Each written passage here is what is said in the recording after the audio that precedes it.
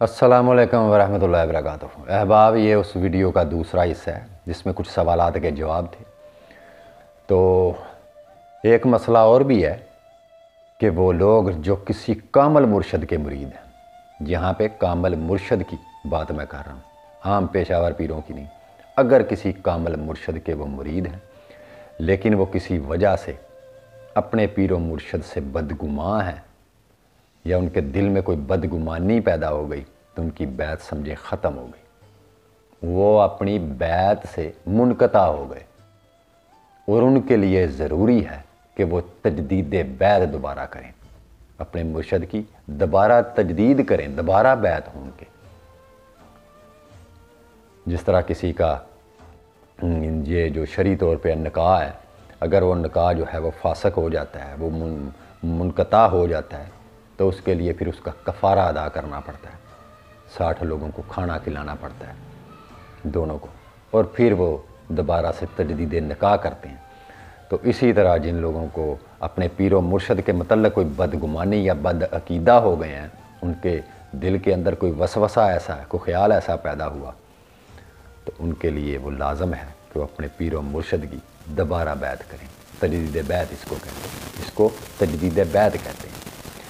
और बैत का प्रासिस वही है जो पहले आपसे गुजारिश कर चुका हूँ कि इसके लिए पूरा एक खुतबा बैत होता है, एक तरीक़ाकार होता है, इसका एक प्रासिस होता है, उस तरीके से बैत किया जाता है।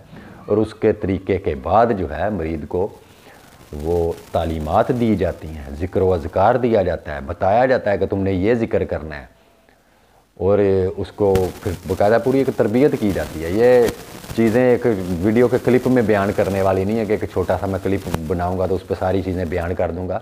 वो एक पूरी एक ज़ाबता हयात से वो पीरो मुर्शद अपने मरीद को गुजारते हैं, पूरी एक तरबियत है। फिर उसको वो बताएंगे कि तुमने कम खाना, कम सोना है, कम बोलना है, ये करना है, वो करना है, जो भी उसके तरीक़ाकार हैं, प्रासिस हैं। हर वक्त तुमने हालत वज़ू में रहना है और वज़ू की हालत में तुमने ये ज़िक्र पास नपास करना है, और ज़िक्र जल्ली करने का तरीका क्या है, इसके आदाब क्या हैं। जुमेरात शरीफ को इसका इज्तिमा होता है, फ़लाँ जगह पे जाया करो, अपने पीर भाइयों के साथ मिलकर तुम ज़िक्र किया करो। जुमे की नमाज जो है उसको क़ज़ा ना किया करो, उसकी पाबंदी किया करो। रोज़ा जो है वो रखना है तुमने माह सयाम में। तो ये सारे का सारा एक तरीक़ाकार है। अपनी रोज़ी को तुमने जो है वो पाक रखना है, इसकी ज़कात दिया करो, इसका ये किया करो। मुर्शद कामल जो है आपको पूरा एक ज़ाबता हयात से गुजारता है, पूरा ज़ाबता हयात से। तो जिस शख्स ने आपको पूरा वो ज़िंदगी के आदाब से ही आशना नहीं किया, ना उठने के आदाब आपको बताए, ना बैठने के, ना सोने के, ना लेटने के, ना बोलने के, ना ज़िक्र करने के, ना मुराकबा करने के, ना तसव्वुर करने के, ना आपको तालीम वजूद आपको बताई, तो वो पीर नाकस है, वो पीर कामल नहीं है। क्योंकि कामल मुर्शद आपको एक मुकम्मल तालीम देगा जिसमें एक राई के दाने के बराबर भी तालीम में फ़र्क नहीं होगा। तो पूरी एक तरबियत करता है। जिस तरह आप किसी अनट्रेंड जानवर को पूरी ट्रेनिंग दे के उसको ट्रेंड करते हैं, उसको तरीका सिखाते हैं। तो बगैर जिसकी ट्रेनिंग ही कोई नहीं की, जिसको आते हुए बस उसको बस जो है आपने बस ये बोला कि जा तेरे आज गले में पट्टा डाल दिया हमने, तो तू आज सारे का सारा आज ट्रेंड हो चुका है। तो उसको भी कोई ट्रेनिंग नहीं है, वो भी फिर वैसी की वैसी खसलतें करेगा जैसी उसकी पहले थी। उसको ना कोई ट्रेनिंग मिली, तो ट्रेनिंग देने वाला भी नाकस, और जिसको ट्रेनिंग नहीं दी वो तो पहले का जैसे था वैसे का वैसा ही था। तो इसलिए ये पूरी एक ट्रेनिंग होती है, पूरी इसकी तरबियत होती है, तालीम होती है। और दूसरा, वो लोग, एक भाई ने मुझे सवाल किया कि मैं तो जब से बैत हुआ हूँ तब से अपने पीरो मुर्शिद को मिला ही नहीं, मैंने उनको देखा भी नहीं। अब अंदाज़ा कर लें कि उस बंदे की बैत का म्यार क्या होगा। ये तो ऐसा ही है जैसे औरत जो है उसका और मर्द का निकाह करके, तो आप उनको जनाब औरत को किसी और मुल्क में भेज दें, मर्द को किसी और मुल्क में, और कुछ अरसे बाद वो दोनों इंतज़ार कर रहे हो कि हमारे घर में औलाद क्यों नहीं पैदा हो रही। ये तो ऐसी अहमकाना सोच है। तो मुझे हैरानगी हुई इस बंदे की बात सुन के। वो कहता जी मैं बैत हूँ, तो जी मैंने उनको आज तक देखा भी नहीं है, तो मैं राबता करूँगा। 1 साल हो गया उनको बैत हुए, तो मैं उनके साथ फ़ोन पे राबता करूँगा। तो अब अंदाज़ा कर लें कि जहाँ जिस मुआशरे में इस तरह के मुरीद हैं और इस तरह के पीर हैं, وہاں سے کسی نے حاصل کیا کرنا ہے؟ وہاں سیکھنا کیا ہے؟ اس بندے کی بیعت کا معیار کیا ہوگا؟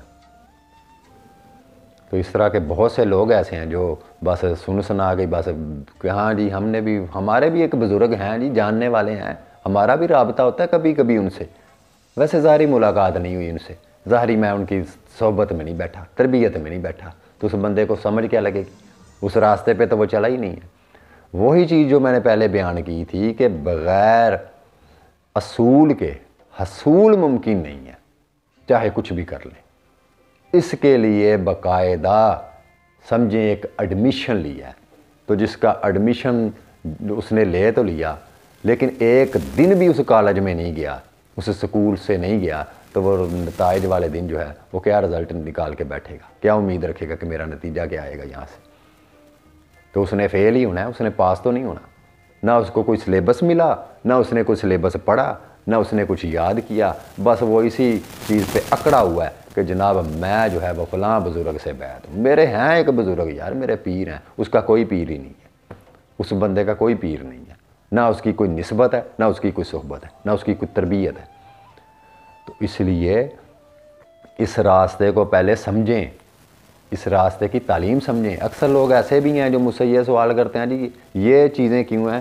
پلیز میری ان لوگوں سے یہ گزارش ہے کہ پہلے میرے اس چینل پہ پوری سرچ کیا کریں، جس موضوع پہ میں نے ویڈیو بنائی ہوتی ہے اسی کے بارے میں پھر دوبارہ پوچھ رہے ہوتے ہیں جناب یہ چیز کیا ہے، تو آپ پہلے چینل پہ وہ چیزیں سرچ کیا کریں۔ جس کو روحانیت کی سمجھ نہیں آ رہی وہ پہلے روحانیت کے موضوع پہ جو بنی ہوئی ہے ویڈیو اس کو دیکھیں کہ روحانیت کیا چیز ہے۔ جس کو عشق کی سمجھ نہیں آ رہی وہ عشق کے موضوع پہ جائے، جس کو تصور اور مراقبے کی سمجھ نہیں آ رہی وہ اس موضوع کے اوپر جائے، جس کو مرشد ناقص کی سمجھ نہیں آ رہی وہ اس شعبے میں جائے، اس ٹائٹل پہ جا کے سرچ کر کے چینل کے اوپر، تو وہاں پہ جا کے وہ دیکھیں۔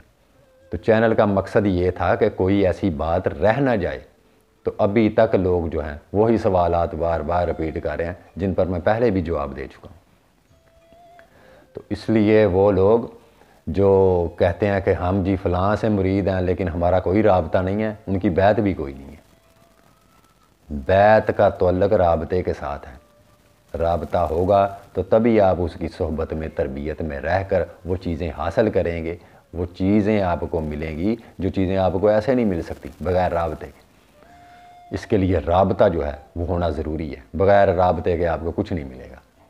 آپ اسی بے جان پتھر کی طرح ہیں جس کی کوئی صورت نہیں بنی، جس کو کسی سنگ تراش نے کسی صورت میں ڈھالا نہیں، آپ بالکل اس پتھر کی طرح ہوں گے کہ 20 سال سے وہ پڑا ہوا ہے اور وہ اسی چکر میں آ کہ میری کوئی صورت بنے گی، اس کی صورت نہیں بنے گی، کیونکہ وہ کسی صورت گھر کے ہاتھ میں ابھی تک وہ لگا نہیں ہے وہ پتھر۔ اسی طرح وہ لوگ ہیں جو کہتے ہیں کہ ہم فلاں بزرگ کے مرید ہیں جی، فلاں سے ہماری عقیدت ہے جی، وہ اسی پتھر کی مانند ہے جس کی کوئی شکل و صورت کوئی نہیں ہوتی۔ تو صورت گر جو ہے اس کا کمال یہ ہے کہ اس بے صورت کو کوئی نہ کوئی صورت ضرور دے دیتا ہے۔ تو اس لیے پیر و مرشد سے ہر طرح کا ظاہری باطنی رابطہ ہونا ضروری ہے۔ دوسرا کچھ یہ بھی سوالات دیکھنے میں آئے ہیں کہ لوگ پوچھتے ہیں کہ روحانیت جو ہے یہ کیا چیز ہے؟ روحانیت الگ چیز ہے، مراقبہ تصور الگ چیز ہے۔ ہر چیز کی جو بیس ہے وہ روحانیت ہے۔ جہاں روحانیت ہی نہیں اگلے معاملے کہاں سے شروع ہو جائیں گے؟ اللہ کی طلب یہ روحانیت ہے، اس کی محبت یہ روحانیت ہے، اللہ کی جستجو میں نکلے ہوئے لوگ روحانیت کے اوپر ہیں، اس کی آرزو، اس کے تجسس رکھنے والے، اس کی طلب رکھنے والے، اس کا ذوق رکھنے والے، یہ ساری کی ساری روحانیت ہے۔ تو روحانیت کے بعد ہی یہ چیزیں نصیب ہوتی ہیں کہ تصور شیخ ہے یا مراقبہ ہے، تو اس کے لیے بیس جو ہے وہ روحانیت ہی ہے۔ یہ تو ایسا ہی ہے جس طرح آپ کسی چیز کا کوئی وجود ہے تو اس وجود کی بنیاد ہی آپ کی کوئی نہ ہو تو اس کے اوپر کون سا وجود کھڑا کر لیں گے؟ کہ روحانیت نہیں ہے تو آپ تصور کر لیں گے۔ یہ تو سارے کا سارا ہے ہی روحانی زندگی جو ہے، جس موضوع پہ آپ لوگ سوال کرتے ہیں، یہ ساری روحانی زندگی ہے۔ تصوف جو ہے، تصوف عشق حقیقی، مراقبہ، مجاہدہ، تصور شیخ، محبت، عشق، سوز، ذوق، طلب، جستجو، تمنا، یہ ساری چیزیں جو ہیں یہ روحانیت ہی ہے۔ عبادات، ذکر و اذکار، نفل، خضوع و خشوع، آنسو، تڑپ، طلب، جستجو، یہ ساری چیزیں ہی روحانیت کی وجہ سے ہیں۔ تو روحانیت جو ہے یہ ہے تو پھر آپ کو تصور شیخ کریں گے یا مراقبہ کریں گے، تو روحانیت ہی نہیں تو آپ نے کس چیز کا تصور کرنا ہے؟ یہ روح کی صفت ہے، یہ روحانی زندگی کی صفت ہے کہ جو بے صورت کو ایک صورت میں بدل دیتی ہے۔ تو آپ اسی کی نفی کریں گے کہ ابھی اگر روحانیت ہی نہیں تو پھر آپ تصور کس کا کریں گے؟ یہ روح کی صفت ہے کہ جو بے صورت کو صورت میں بدل دیتی ہے۔ آپ کو اپنے پیر و مرشد کی صورت میں صورت ذل اعلیٰ نظر آتی ہے۔ جوں مرید کو اپنے شیخ سے محبت ہوتی ہے وہ سمجھیں کہ اپنے رب سے وہ محبت کر رہا ہے، بشرطے کہ وہ پیر کامل ہو اور مرید وہ جو ہے وہ مرید صادق ہو۔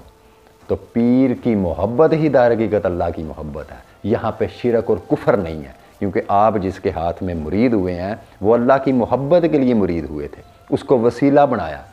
تو آپ وسیلے میں سے ہی تو پھر اس چیز کو تلاش کریں گے، اس طریقے سے جائیں گے، اس طریقے کو دیکھیں گے جس کی آرزو کے لیے آپ اس کے مرید ہو رہے ہیں۔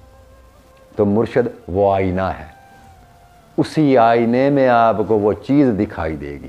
اس چیز کو شرک مت سمجھیں۔ دیکھیں، اگر آپ یہ چیزیں کہتے ہیں کہ یہ شرک ہے، مرشد کو دیکھنا، پیر کامل کو دیکھنا شرک ہے، تو دوسرے مسئلے میں اگر آپ دیکھیں تو آقا کریم صلی اللہ علیہ وسلم ایک نبی ہونے کے علاوہ مرشد کامل بھی ہیں صحابہ کرام کے۔ تو صحابہ کرام نے تو اپنے پیر و مرشد کا لب دہن تک انہوں نے جو ہے وہ اپنے منہوں میں ڈالا، وہ لب دہن بھی ان کا وہ چھوڑا نہیں، جھوٹا پانی بھی ان کا پیا۔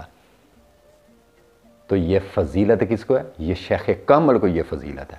اب یہاں بندہ کہے کہ یہ انہوں نے کفر کیا اور شرک کیا تو آپ کو سمجھ نہیں آ رہی کہ اس کی محبت جو ہے، دیکھیں صحابہ کی محبت نبی پاک صلی اللہ علیہ وسلم سے وہ محبت برائے اللہ تھی، اسی طرح مرشد کامل کے ساتھ مرید کی جو محبت ہے وہ اللہ کے لیے محبت ہے، اس کے ذاتیات سے محبت نہیں ہے، وہ کسی جسم کی پرستش نہیں کر رہا، وہ اس برگزیدہ روح کی محبت کر رہا ہے جو روح اپنے رب سے آشنا ہے۔ اسی لیے تو وہ اس کی غلامی میں جو ہے اس نے اختیار کی، اس کے راستے کو اختیار کیا۔ تو مرشد کی محبت اللہ کی محبت ہے، یہاں پہ کفر اور شرک کی کوئی بات نہیں ہے۔ جو کفر اور شرک کہتے ہیں ان کو کفر اور شرک کا ہی پتہ نہیں ہے کہ کفر اور شرک کسے کہتے ہیں۔ کفر اور شرک یہ ہے کہ اللہ کے برابر کسی کو سمجھنا، تو وہ تو اس کی صفت سے محبت کر رہا ہے، اپنے مرشد کی ذات سے محبت نہیں کر رہا، بلکہ وہ اس آئینے میں جو آئینہ گر ہے، آئینہ نما ہے، اس ذات کا وہ پرستار ہے، وہ تو اس سے محبت کر رہا ہے۔ وہ اس میں اس اپنے پیر و مرشد کے عملوں میں سے اپنے مالک کی صفات کو دیکھ رہا ہے، تو وہ تو صفت کا پرستار ہے۔ تو یہاں پہ کفر نہیں ہوتا۔ کفر یہ چیز ہوتی ہے، شرک یہ چیز ہوتی ہے جو چیز اللہ سے آپ کو دور کر دے، وہ کفر ہے، وہ شرک ہے۔ تو یہ تو اللہ کے قریب کر رہی ہے یہ چیز، مرشد کی محبت تو آپ کو اللہ کے قریب کر رہی ہے، آپ کے دل میں حضور کا ادب پیدا کر رہی ہے، نبی پاک صلی اللہ علیہ وسلم کی تعظیم اور تکریم اور محبت پیدا کر رہی ہے۔ یہ چیز غلط کیسے ہو سکتی ہے؟ تو اس لیے جو لوگ یہ سوچ رکھتے ہیں تو ان کی سوچ غلط ہے، وہ اس راز کو سمجھ ہی نہیں سکتے، نہ ان کو اس چیز کا شعور ہی ہے کہ شرک کسے کہتے ہیں اور کفر کسے کہتے ہیں۔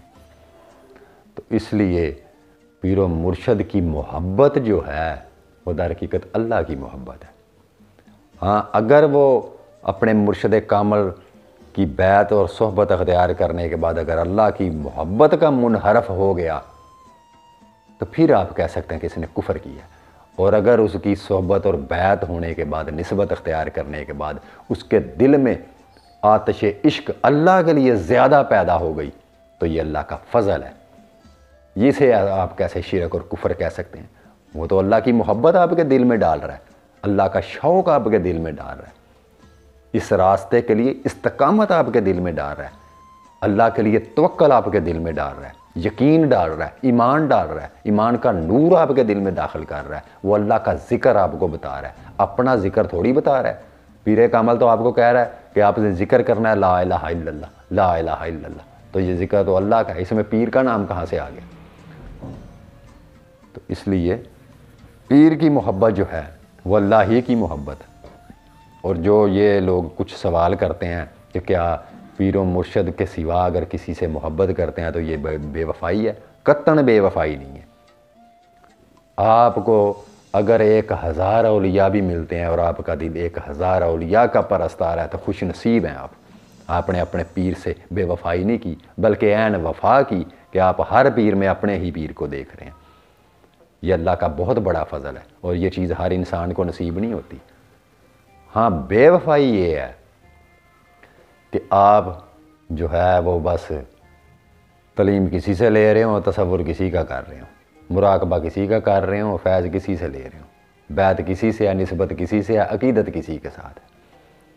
تو اس چیز پہ غور کریں اور ان چیزوں کو سمجھنے کی کوشش کریں تو در حقیقت پیر کی محبت اللہ کی محبت میں فرق نہیں ہے، اور پیر کی محبت ہی حضور پاک صلی اللہ علیہ وسلم کی محبت ہے۔ جہاں پہ لفظ مرشد کامل کا یوز ہوتا ہے نا مرشد کامل کے لیے، تو کامل اکمل ذات جو ہے وہ آقا کریم صلی اللہ علیہ وسلم کی ذات ہے۔ اس لیے جو شخص یہ سمجھتا ہے کہ اللہ کی ذات اور ہے، آقا کریم صلی اللہ علیہ وسلم کی ذات اور ہے، اور میرے پیر و مرشد کی ذات اور ہے، وہ پیر و مرشد کو نہیں سمجھ سکا، وہ اس راستے کو سمجھ نہیں سکا، کیونکہ یہ تینوں درجے جو ہیں وہ اپنے پیر و مرشد کے آئینے میں ہی مرید کو نصیب ہوں گے۔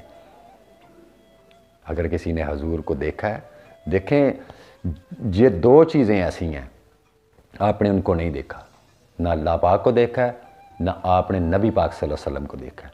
مرشد کامل وہ آئینہ ہے کہ جس میں آپ کو وہ ساری بے صورتیاں صورت میں نظر آئیں گی آپ کو۔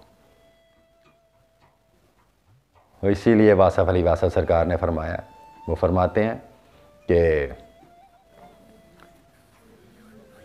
پہچان لیا تجھ کو تیری شیشہ گری سے، آتی ہے نظر فن سے ہی فنکار کی صورت۔ تو اس لیے وہ شیشہ جو ہے، وہ آئینہ جو ہے، وہ مرشد کامل کی ذات ہے۔